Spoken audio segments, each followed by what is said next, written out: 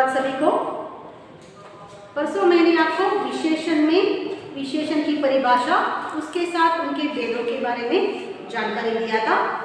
उनके भेद तो परिभाषा क्या है? विशेषण की संज्ञा या सर्वनाम की विशेषता को बताने वाले शब्दों को क्या कहते हैं? विशेषण कहते हैं। अभी देखिए तो विशेषण में कौन कौन से हैं प्रकार, भेद। विशेषण में कौन कौन से भेद हैं? विशेषण में 4 भेद हैं। तो कौन कौन से हैं? गुणवाचक विशेषण, संख्यावाचक विशेषण, परिमाणवाचक विशेषण और चौथा कौन सा है? चौथा सार्वनामिक विशेषण। मैंने आपको गुणवाचक विशेषण और संख्यावाचक विशेषण के बारे में मैंने पढ़ाया था। तो गुणवाचक विशेषण क्या होता है? जो वे विशेषण शब्द जो संज्ञा या सर्वनाम शब्द की उनके गुण, दोष, रूप, रंग, अवस्था, इसके बारे में जो विशेषता बताते हैं, उन शब्दों को गुणवाचक विशेषण कहते हैं। और आपको गुण, दोष के बारे में, रूप, रंग के बारे में, अवस्था के बारे में सारे ऐसे कौन से शब्द हैं, विशेषण शब्द हैं, उनको मैंने आपको दिखाया है। अभी देखिए संख्यावाचक विशेषण कहते हैं, क्या इसे कहते हैं? वे विशेषण शब्द जो संज्ञा अथवा सर्वनाम की संख्या का बोध कराते हैं। संख्या का मतलब क्या है? संख्या का मतलब नंबर्स। उन्हें क्या कहते हैं? संख्यावाचक विशेषण कहते हैं। अभी देखिए तो अभी हम क्या करें? तीसरा कौन सा है? अनिश्चित परिमाणवाचक विशेषण।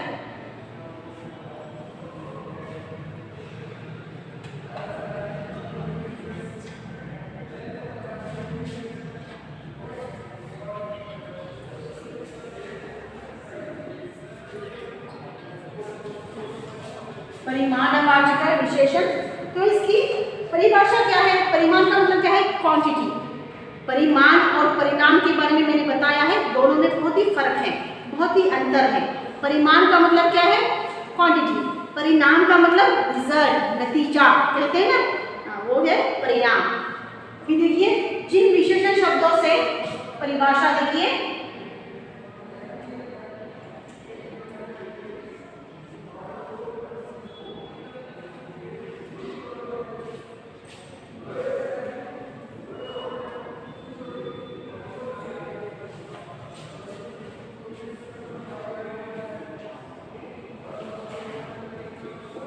जिन विशेषण शब्दों से किसी वस्तु की मापतोल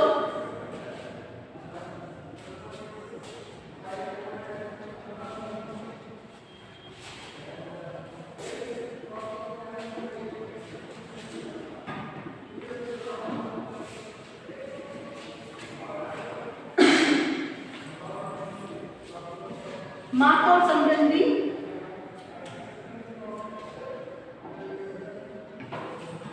विशेषता का बोध होता है।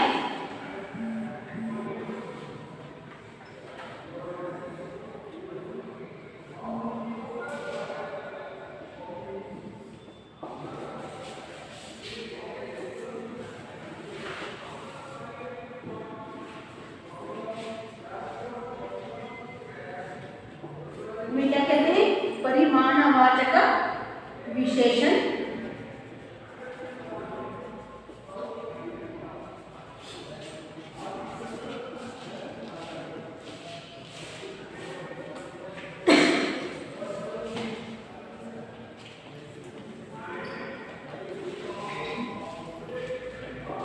देखिए यहाँ पर जिन विशेषण शब्दों से किसी वस्तु की मापतोल, मापतोल का मतलब क्या है? कोई हम क्या करते हैं? कोई भी चीज खरीद रहे हैं तो किलो में खरीदते हैं, लीटर में खरीदते हैं, तो उसको मापतोल कहते हैं हम। उस मापतोल का जो संबंधी विशेषता प्रकट होता है या बोध होता है या व्यक्त होता है, उन्हें क्या कहते हैं? परिमाणवाचक विशेषण कहते हैं।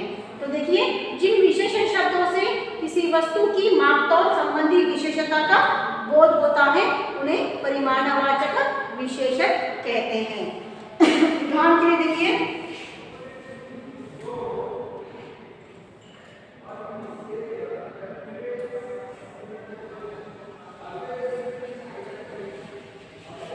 मुझे 2 लीटर दूध चाहिए।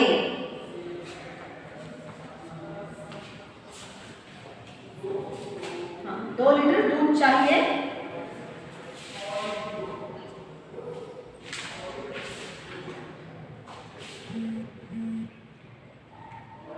मानव के शरीर में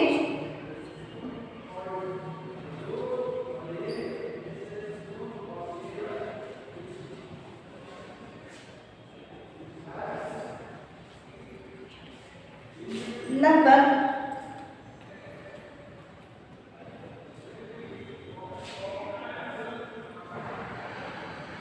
5 लीटर खून होता है।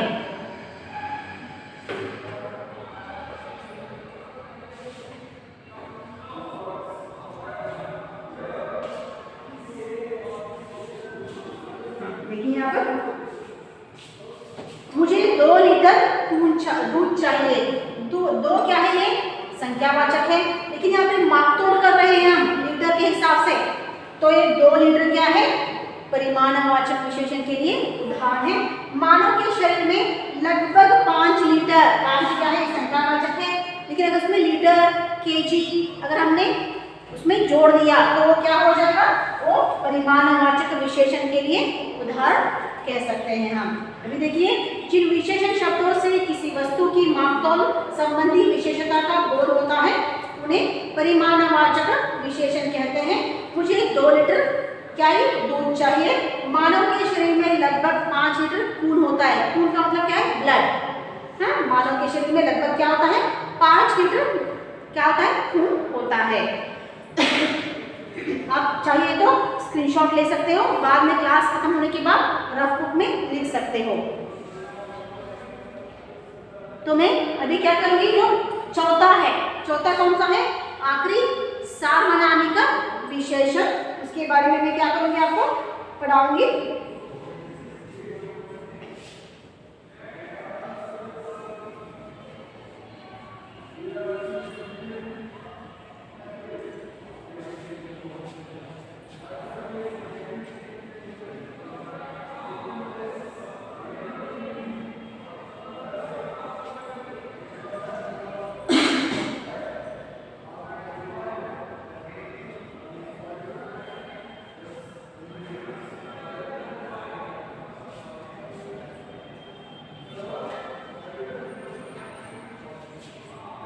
कौन सा विशेषण है अभी, सार्वनामिक विशेषण।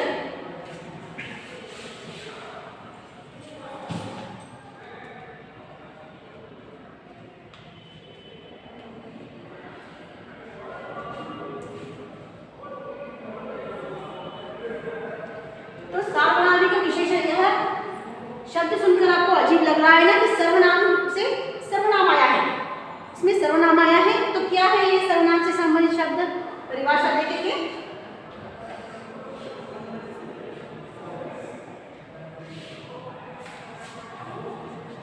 हाँ, देखिए यहाँ पर जिन सर्वनाम शब्दों का प्रयोग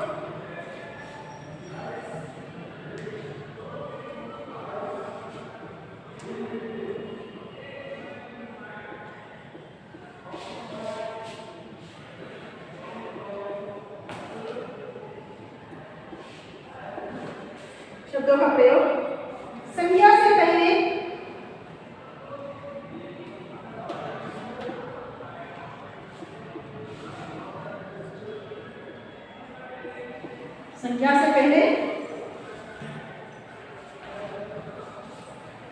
उनके विशेषण के रूप में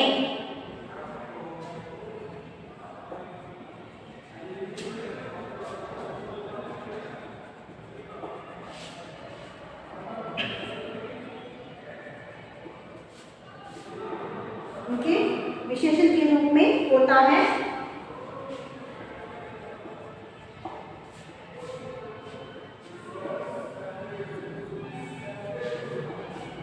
उन्हें सार्वनामिक विशेषण कहते हैं।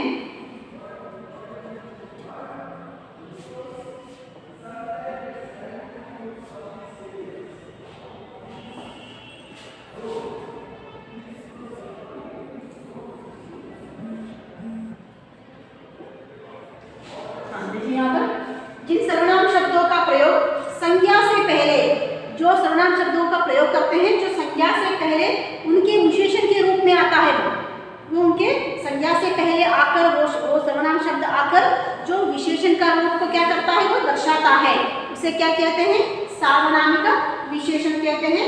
उदाहरण के लिए देखिए,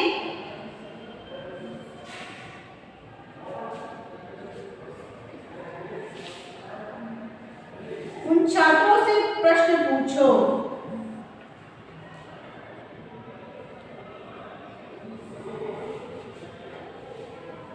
छात्रों से प्रश्न पूछो।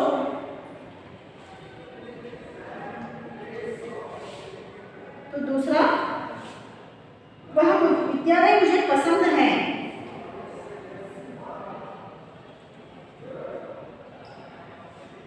वह विद्यालय मुझे पसंद है।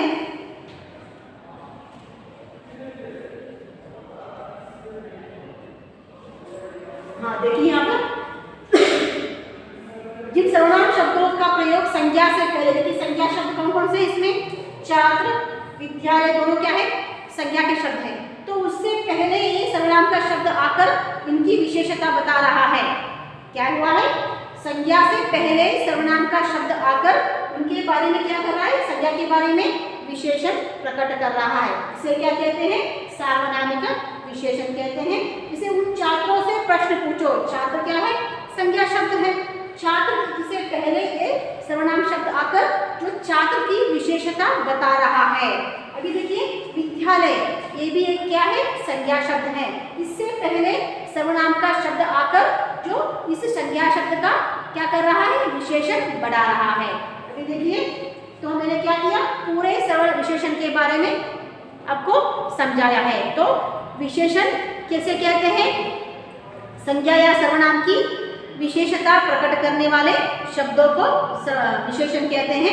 तो देखिए विशेषण में कितने भेद हैं, 4 भेद हैं। गुणवाचक विशेषण, संख्यावाचक विशेषण, परिमाणवाचक विशेषण और चौथा कौन सा है, सार्वनामिक विशेषण।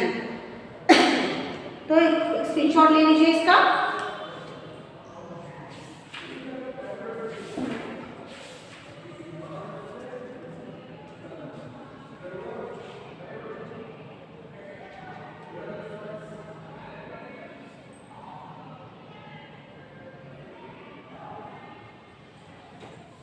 तो मैंने आपको समझाया होगा कि विशेष कौन सा है, विशेषण कौन सा है, इसमें समझाया है ना। तो विशेष कौन सा है, वाक्य में विशेष शब्द कौन सा है और विशेषण शब्द कौन सा है, और उसके बारे में मैंने लिखाया भी है बोर्ड पर। तो मैं आपको क्या करूँगी, कुछ गृह कार्य दूंगी, उस गृह कार्य में क्या करना है आपको, विशेष शब्द और विशेषण शब्दों को चुनकर लिखना है।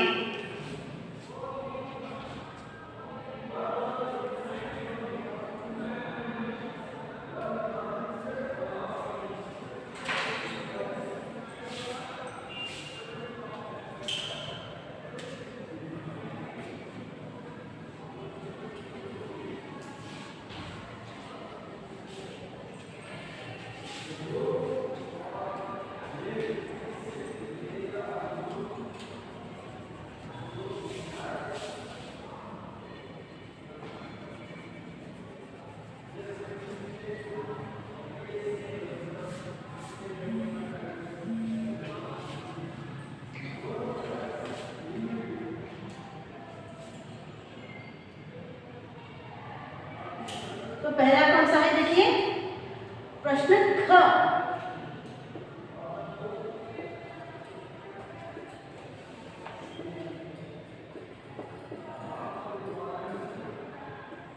निम्नलिखित वाक्यों में से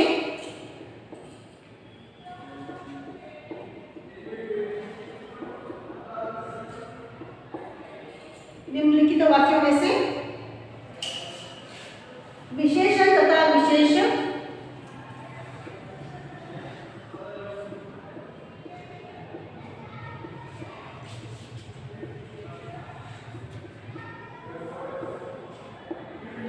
विशेषण छांट कर लिखिए। छांट कर का मतलब क्या है बच्चों, छांट कर लिखिए का मतलब चुनना, चुनकर लिखना है।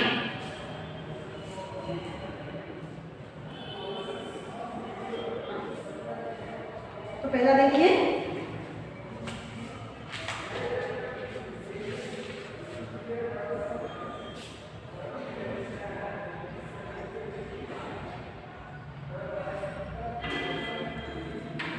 प्रतिदिन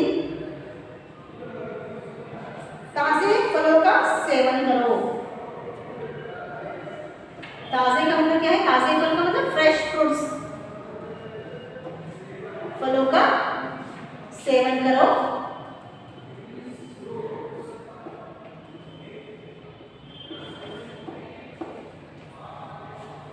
तो इसमें क्या करना है मेरे? विशेषण कौन सा है इसमें, वो शब्द लिखना है, और विशेष कौन सा है, यह शब्द आपको लिखना है इस शब्द में। दूसरा देखिए,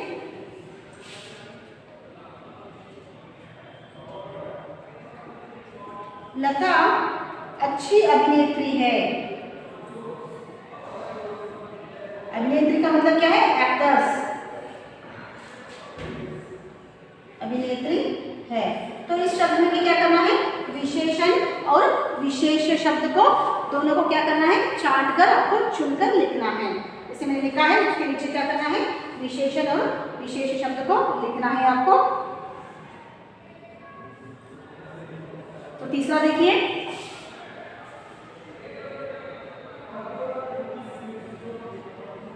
राहुल चालाक लड़का है।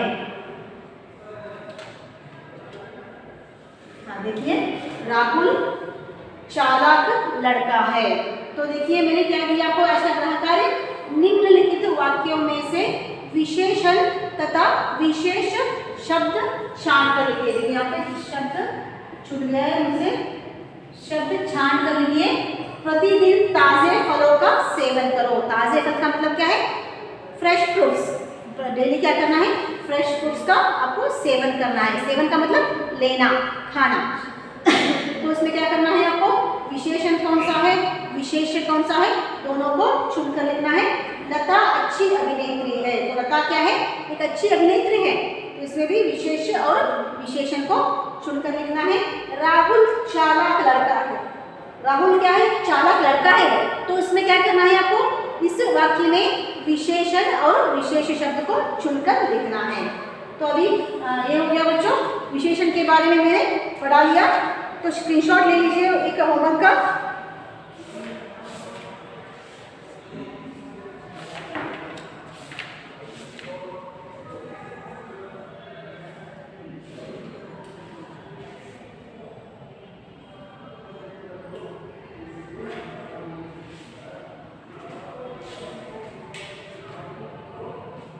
हो गया।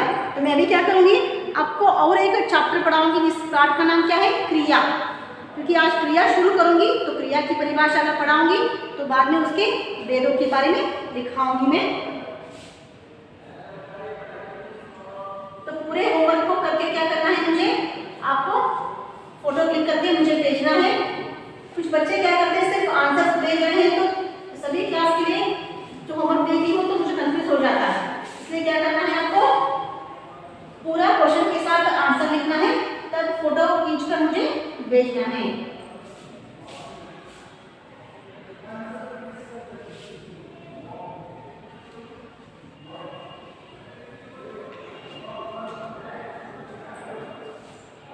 तो कौन सा टॉपिक है? क्रिया।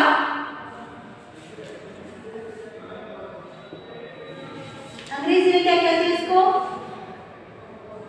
वर्ब। वर्ब कहते हैं। तो किसे कहते हैं क्रिया? किसे कहते हैं? जिस शब्दों से किसी कार्य के होने या करने का बोध हो। कोई भी काम चल रहा है, कोई भी कार्य चल रहा है। जैसे देखिए, आप बैठे हो तो बैठना भी एक काम है, लिख रहे हो लिखना भी एक काम है, नहीं सो रहे हो वो भी एक काम ही है, अगर या कुछ खा रहे हो वो भी एक कार्य है। तो देखिए, जिन शब्दों से किसी कार्य के होने या करने का बोध हो, हाँ, या पता चले, इसे क्या कहते हैं? इसे क्रिया कहते हैं। तो परिभाषा लिखिए।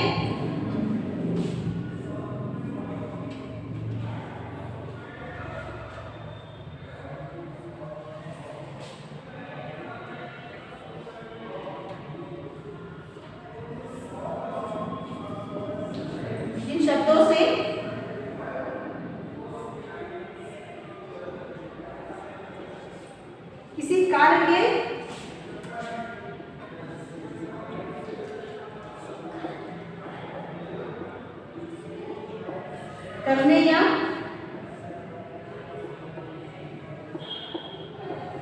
होने का बोध हो,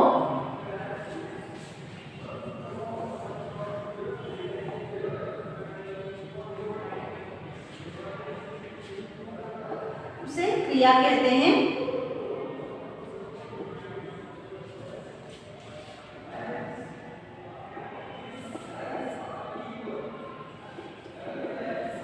देखिए यहाँ पर जिन शब्दों से किसी कार्य के करने या होने का बोध हो उसे क्रिया कहते हैं। कोई भी कार्य चल रहा है, कार्य का मतलब कोई कार्य का मतलब काम, कोई भी काम चल रहा है, लिखने का काम चल रहा है, चलने का काम चल रहा है, रुकने का काम चल रहा है, कुछ भी चल रहा है, लेकिन वो किसी कार्य का होने या करने का बोध हो उसे क्या कहते हैं? कार्य कहते हैं या सॉरी क्रिया कहते हैं उसको।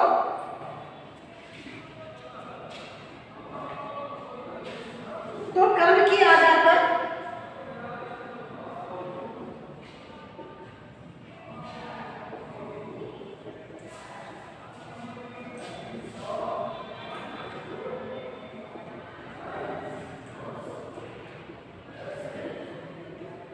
क्रिया के वेद, कर्म के आधार पर क्रिया के बाद, तो हमारे क्रिया में दो है, कर्म के आधार पर क्रिया के वेद, रचना के आधार पर क्रिया के वेद है। तो तीनों दोनों को सीखना बहुत ही जरूरी है। पहले मैं क्या करूंगी, कर्म के आधार पर जो सकर्मक है और अकर्मक है दोनों आपको समझाऊंगी। तो कर्म के आधार पर कौन कौन से हैं? सकर्मक और अकर्मक। सकर्मक क्रिया,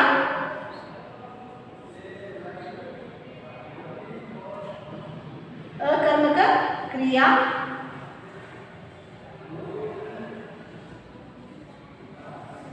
हाँ देखिए यहाँ पर तो कौन कौन से हैं? कर्म के आधार पर कितने भेद हैं? दो भेद हैं क्रिया के, सकर्मक क्रिया, अकर्मक क्रिया। तो देखिए बच्चों, आज मैंने क्या पढ़ाया है आपको? आज आपको विशेषण का जो भी टॉपिक था पूरा किया है और क्रिया शुरू किया है मैंने, क्योंकि मंडे से मैं क्या करूँगी, अगर क्रिया खत्म हो गया, क्रिया के बाद मैं क्या करूँगी, जो हमारे जो लेसन है, लेसन शुरू करूँगी मैं। पहला जो चिड़िया और चुरुंगन, चिड़िया और चुरुंगन जो कविता है उस कविता को मैं शुरू करने वाली हूँ। तो क्रिया खत्म होने दो, तब तक मैं क्या होने के बाद मैं आपको तो टेक्स्ट बुक क्या करूँगी, शुरू करूँगी। जिन्होंने भी टेक्स्ट बुक नहीं लिया है तो ले लीजिए। जिन शब्दों से किसी कार्य के करने या होने का बोध हो उसे क्रिया कहते हैं। कर्म के आधार पर क्रिया के दो भेद हैं, सकर्मक क्रिया और अकर्मक क्रिया। तो पहले क्या करूँगी, सकर्मक क्रिया के बारे में पढ़ाऊंगी। तो किसे कहते हैं सकर्मक क्रिया?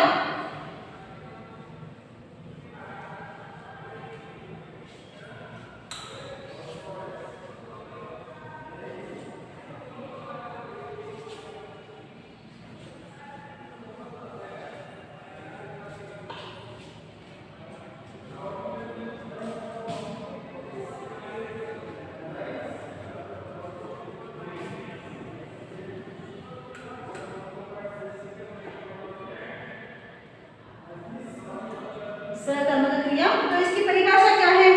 स जमा कर्मक,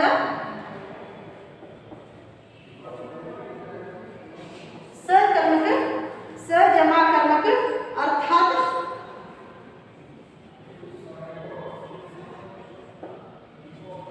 कर्म के साथ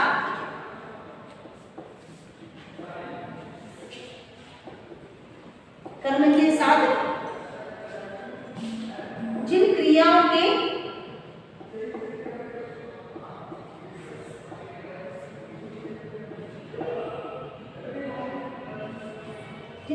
के साथ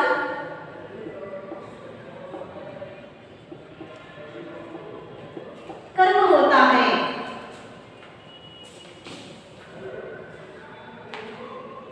कर्म लगा हो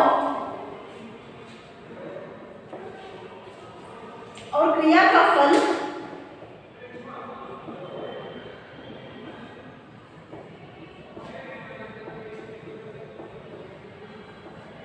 फल कर्ता पर न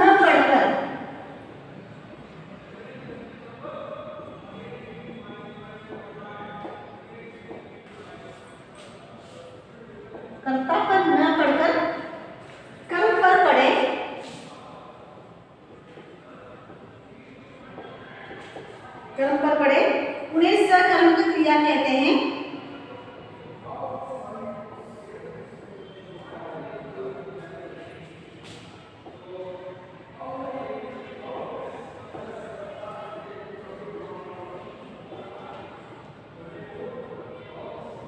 देखिए कहते हैं जैसे अध्यापिका पाठ पढ़ाएगी,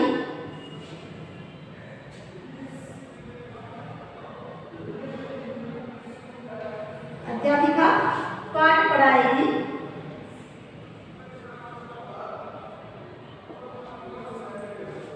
माली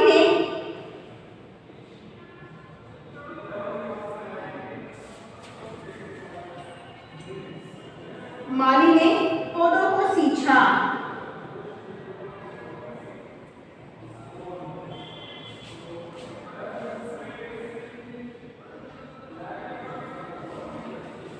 देखिए यहाँ पर स जमा कर्मक अर्थात कर्म के साथ, तो कर्म के साथ जो रहता है उसे क्या कहते हैं? सकर्मक क्रिया। तो जिन क्रियाओं के साथ कर्म लगा हो, जो क्रिया चल रही है किसके साथ? कर्म के साथ चल रही है वो क्रिया, उसे क्या कहते हैं? और क्रिया कहते हैं। और क्रिया का फल कर्ता पर न पड़कर क्रिया पर पड़े, जो क्रिया हो रही है उसका फल, उसका रिजल्ट, उसका नतीजा कर्ता पर न पड़कर कर्म पर पड़े, उसे क्या कहते हैं? सकर्मक क्रिया कहते हैं। देखिए यहाँ पर अध्यापिका पाठ पढ़ाएगी, अध्यापिका पाठ पढ़ाने का काम चल रहा है, क्रिया चल रही है। माली ने पौधों को सींचा, तो देखिए ये पूरा लिख लीजिए, मैं उसके बारे में जो डेफिनेशन है तो आपको लिखाऊंगी।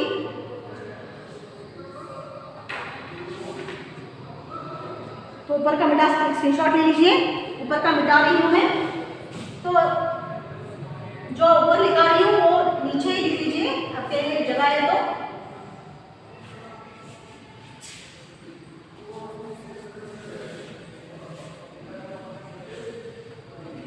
हाँ देखिए यहाँ पर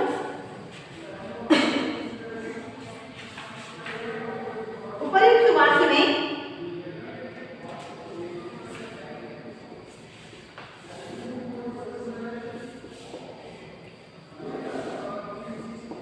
उपयुक्त वाक्य में देखिए पाठ और पौधे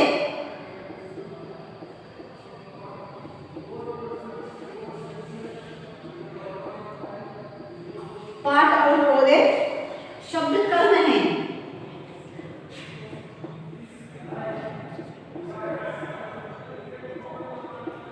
कर्म है क्योंकि कर्ता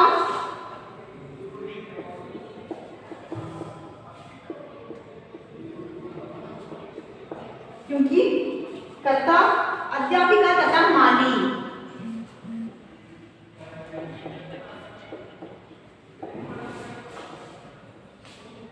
अध्यापिका तथा माली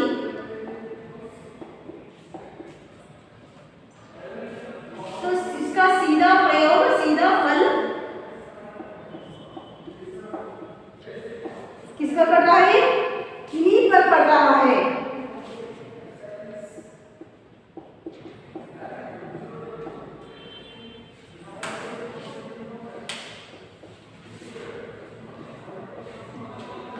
देखिए यहाँ पर, तो देखिए यहाँ पर अध्यापिका उपयुक्त वाक्य में, इस वाक्य में क्या है? कौन कौन सी वाक्य है वो? अध्यापिका पाठ पढ़ाएगी, माली ने पौधों को सींचा, ये दो वाक्य है। इस उपयुक्त वाक्य में पाठ और पौधे क्या है? पाठ और पौधे शब्द क्या है? कर्म शब्द है, कर्म है, ये भी कर्म है और ये भी कर्म शब्द है। अभी देखिए क्योंकि कर्ता अध्यापिका तथा माली, कर्ता कौन है? किसके दौरान हो रहा है कार्य? कर्ता तो अध्यापिका और माली, ये क्या कौन है? दोनों कर्ता, ये कौन है? दोनों कर्ता है। तो अध्यापिका माली कर्ता है, पाठ और पौधा कर्म है, पढ़ाएगी या सींचा ये क्या है? क्रिया, क्रिया है दोनों, क्या ये दोनों क्रिया है। तो कौन कौन से है इसमें? कर्ता, कर्म और क्रिया कौन कौन से है? जिसके द्वारा जो चल रहा है, इसके दौरान जो कार्य चल रहा है वो करता है। कौन कौन से हैं? अध्यापिका और माली। हाँ, इन दोनों के दौरान हो रहा है ना वो कार्य। अभी देखिए पाठ और पौधे किसका उपयोग कर रहे हैं, वो कार्य करने के लिए किसका उपयोग कर रहे हैं, पाठ का उपयोग किया, पौधों का उपयोग किया, ये दोनों क्या है, कर्म है। और देखिए सींचा और पढ़ाना ये क्या है, दोनों क्रिया है। समझ में आ गया।